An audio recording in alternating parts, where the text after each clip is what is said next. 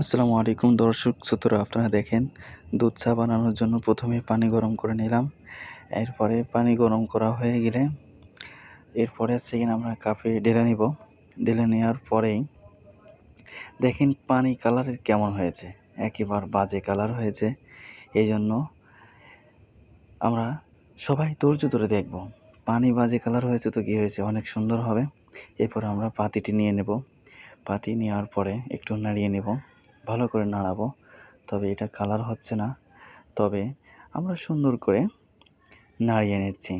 আপনারা যদি বানাতে চান তাহলে অবশ্যই ভালো করে নাড়িয়ে নিতে হবে। 2টা টক করে নাড়িয়ে নিলাম, একটু কালার আসছে, সুন্দর কালার হয়ে যাচ্ছে। এরপরে আমরা এইটা একটু নেড়ে নেব।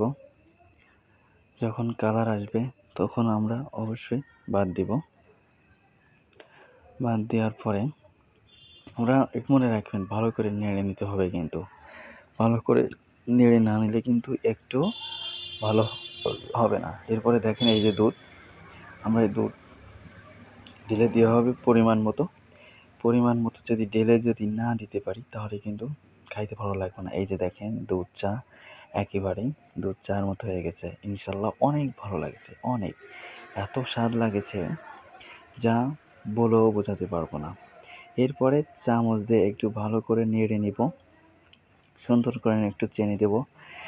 চিনি না নিলে কিন্তু একেবারে পুকুরি পানি মতো লাগবে, তাই ভালো করে একটু নেড়ে নিব, সুন্দর করে নেড়ে নেব। দেখেন একেবারে দুধ চার মতো হয়ে গিয়েছে। আপনারাও চাইলে এরকমভাবে বানায় খাইতে পারেন বাসায়, ঠিক আছে। এবং দর্শকরা অবশ্যই চ্যানেলটি সাবস্ক্রাইব করে রাখবেন ভালো লাগলে, এবং শেয়ার করে রাখবেন।